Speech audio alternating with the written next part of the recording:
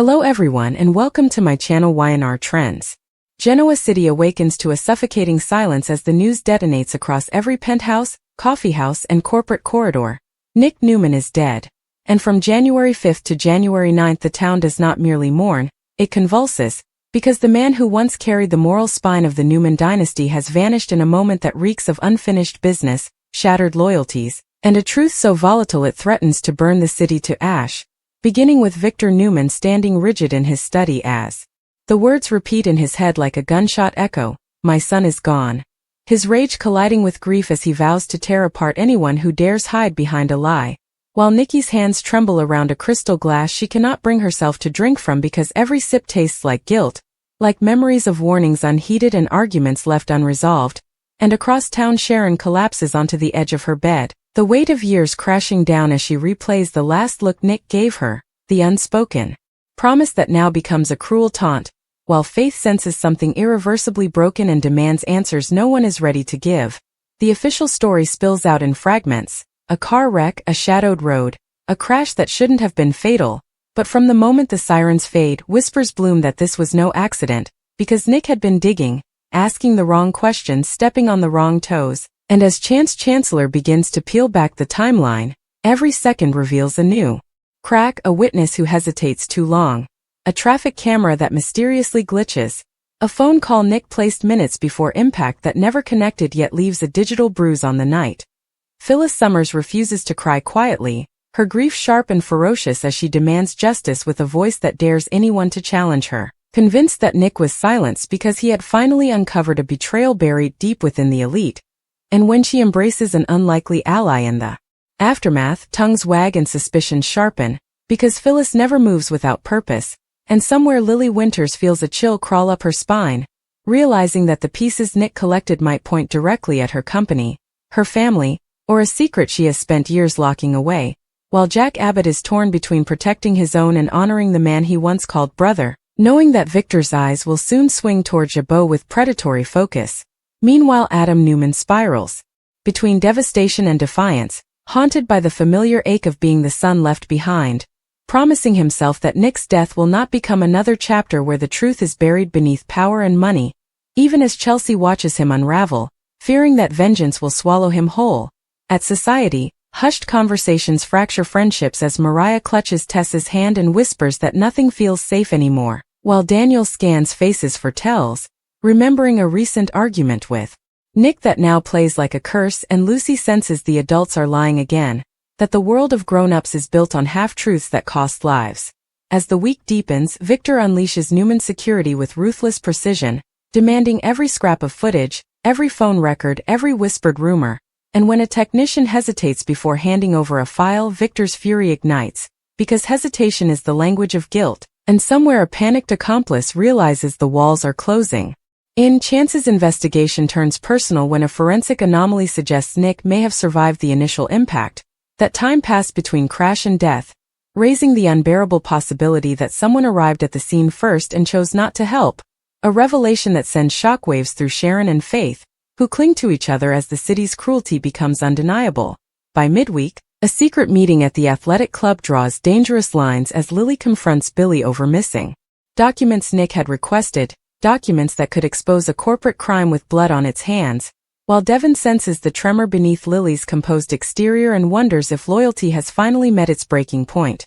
Nikki, drowning in regret, confesses to Victoria that Nick had warned her about someone close, someone trusted, and as Victoria pieces together her brother's final days, she realizes that his death may be the price of trying to protect the family from itself, igniting a cold resolve to stand against even Victor if necessary. Adam uncovers a deleted voicemail, Nick's voice strained, urgent, cutting off mid-sentence, and the fragment becomes a key that refuses to fit neatly, because the name Nick mentions could shatter multiple lives, and when Adam confronts the person in question, the denial comes too fast, too rehearsed, fueling Adam's certainty that the truth is being choreographed. As Thursday bleeds into Friday, Chance brings the families together with a grim update. The case has shifted from accident to homicide, and the room erupts. Phyllis demands arrests, Victor demands names, Sharon demands compassion, but Chance warns that the killer is calculating, protected, and still close, a predator hiding in plain sight. The city's grief crescendos at Nick's memorial, where memories pour like rain and every eulogy carries a subtext of suspicion, Victor's speech vibrating with a promise of retribution that chills even his allies, while Sharon's quiet words slice deeper, reminding everyone that Nick believed in truth even when it hurt, especially when it hurt. As the final notes fade, a figure watches from the shadows, relief and terror warring in their eyes, because they know the net is tightening, and the last revelation of the week lands like a thunderclap when Chance receives a late-night call confirming that Nick's car was tampered with hours before the crash, not by a stranger, but by someone with access, motive, and a reason to ensure Nick never finished what he started, leaving Genoa City teetering on the edge of war as January 9th closes with one undeniable certainty. Nick Newman's death is only the beginning, and the truth, once unleashed, will destroy everything in its path. The next chapter detonates without mercy as Genoa City crosses a line from mourning into open warfare, because the moment Chance confirms the car was sabotaged by someone with intimate access, every relationship becomes a crime scene and every smile a possible mask, beginning with Victor Newman locking the doors of his office and issuing a single terrifying command. "No one leaves until I know who killed my son." His grief now a weapon sharpened by decades of conquest, while Nikki watches him with dawning horror, realizing the monster she once helped tame has been unleashed again, and this time even family will not be spared. Adam storms through the city like a man possessed, clutching Nick's fractured voicemail as if it were scripture, replaying the half-spoken name until it burns into his mind, confronting allies and enemies alike with raw accusation, and when one denial cracks just enough to reveal fear, Adam knows he is circling the truth, even as Chelsea pleads with him to slow down, before his brother's ghost drags him into the same abyss. Sharon, hollowed yet resolute, refuses to be sidelined, retracing Nick's final hours step by agonizing step, remembering the way he kissed Faith's forehead with unusual gravity, the way he hesitated before walking out the door, and when she uncovers a receipt time-stamped minutes after the alleged crash, her blood runs cold because it proves Nick was alive longer than anyone admitted, raising the unbearable question of who saw him and chose silence over salvation. Across town, Phyllis pushes grief aside and plays chess at a speed that frightens even Jack, aligning herself with a surprising confidant whose resources and secrets could blow the case wide open. And when she publicly embraces this ally, it isn't comfort she seeks but protection, a message to the real killer that she is not alone and not afraid. Even as Lily Winters feels the walls closing in, haunted by the knowledge that Nick had subpoena-level proof buried somewhere, proof that could connect corporate misconduct to human cost, and when Devon confronts her with quiet disappointment rather than anger, it cuts deeper than any accusation. Billy Abbott spirals between guilt and fury, realizing Nick trusted him with fragments of a plan meant to expose a power grab that could destabilize multiple empires, and when Victor corners him with a predator's patience, Billy understands that withholding information may now be a death sentence. Yet revealing it could ignite a corporate apocalypse. Victoria, steady and surgical, begins her own investigation, following financial anomalies Nick flagged, uncovering a shell company that funneled payments to a mechanic with Newman credentials, and the discovery rattles her faith in the system she oversees,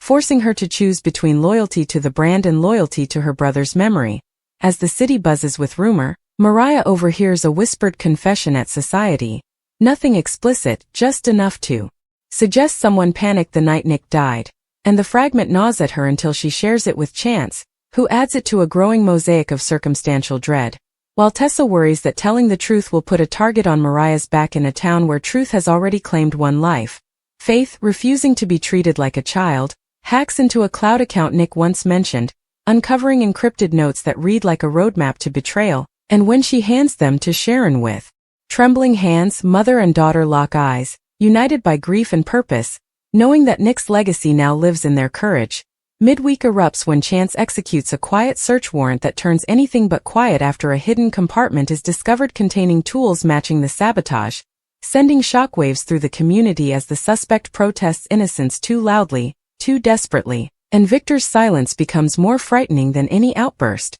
because he now knows this is bigger than one act of violence. It is a conspiracy. Adam's pursuit collides with Victor's crusade when father and son clash over strategy, Victor demanding patience and control while Adam demands blood and truth now, their argument echoing Nick's lifelong role as the bridge between them, a bridge now gone, leaving both men teetering over rage. Nikki, unraveling, confesses to Victoria that she withheld a crucial detail from Chance, a confrontation Nick had the night he died with someone Nikki trusted implicitly, and the confession shatters what remains of her self-forgiveness, forcing Victoria to take the secret straight to the investigation, even as it implicates a pillar of their social circle. Jack Abbott, torn apart by divided loyalties, finally hands over documents Nick entrusted to him for safekeeping, documents that outline a plan to expose a coordinated cover-up involving manipulated safety reports, falsified logs, and a payoff designed to keep an inconvenient truth buried. And as Chance connects the dots, the motive crystallizes with chilling clarity.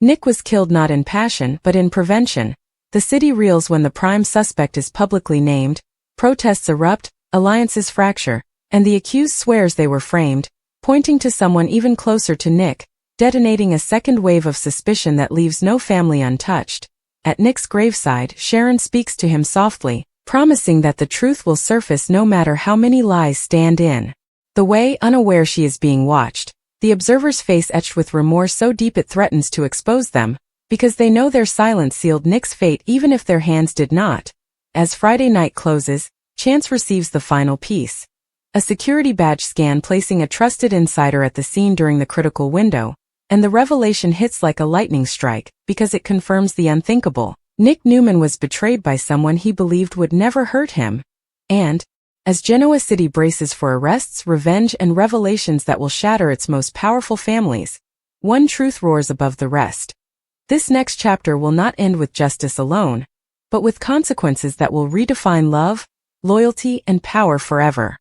The next chapter unfolds like a slow-burning inferno, relentless and inescapable, as Genoa City finally understands that Nick Newman's death was not an ending but a trigger, a fuse lit beneath decades of buried sins, beginning with Chance standing before a room full of power brokers, families, and liars, his voice steady as he confirms what everyone feared and no one wanted spoken aloud, that the betrayal came from inside Nick's circle, and the silence that follows is louder than any scream, because everyone present realizes the killer, or the one who ensured Nick died, has shaken his hand, shared his drinks, laughed at his jokes, while Victor's jaw tightens to stone, his eyes dark with a promise that transcends the law, even as Victoria locks onto Chance's every word, bracing for the fallout she knows will detonate through Newman Enterprises like a bomb. Sharon feels the air leave her lungs as the name is finally hinted at, not yet spoken but hovering, and she clutches Faith's hand, recognizing the subtle tells Nick once warned her about,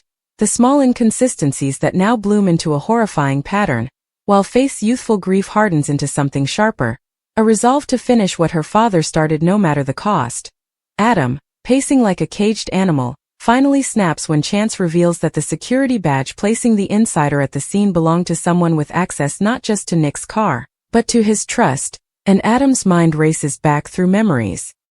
he once dismissed, moments where Nick defended this person, shielded them, believing loyalty could redeem anyone, and Adam realizes with sickening clarity that Nick's greatest strength may have been the weapon used against him. Nikki breaks, confessing publicly that she knew Nick was afraid the night he died, that he told her he might not make it home, and her admission rips through the room because fear was never Nick's default state, and if he was scared, then he knew exactly how dangerous the truth had become, while Victor's fury ignites not at Nikki, but at himself, for failing to protect the one son who tried to hold the family together. Phyllis seizes the moment, pushing forward evidence she has been quietly compiling, a trail of messages, burner phones, and a meeting Nick attended under false pretenses, exposing a setup so carefully orchestrated it reeks of desperation, and as she speaks, Lily feels the weight of unspoken culpability press against her chest, not because she ordered anything but because she ignored warning signs that now scream negligence,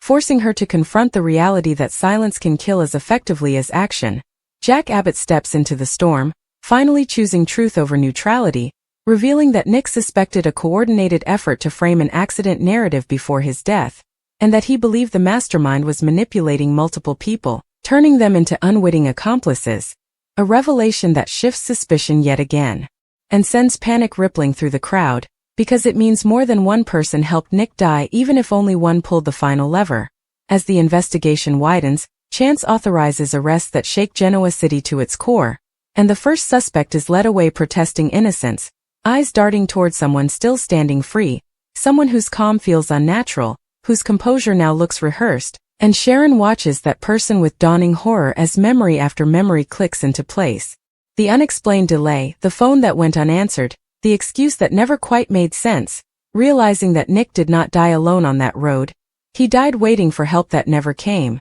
Adam confronts this person privately, rage spilling over into raw devastation as he demands to know why, and the response he receives is not denial but justification, a chilling explanation rooted in fear, self-preservation, and the belief that Nick would have destroyed everything if he had lived. And Adam recoils because he hears echoes of himself in those words, the same rationalizations he once used to survive, making the betrayal cut deeper than violence ever could. Victoria uncovers the financial linchpin tying it all together, a payoff disguised as a consulting fee, funneled through layers of shell companies, designed to buy silence and speed up the cover-up, and when she presents it to Chance, she knows the evidence will not just solve a murder, it will expose corruption that could topple empires, including her own, forcing her to choose between protecting Newman Enterprises and honoring Nick's sacrifice, and for the first time, she chooses Nick without hesitation. The city fractures as news leaks, protests erupt outside corporate offices,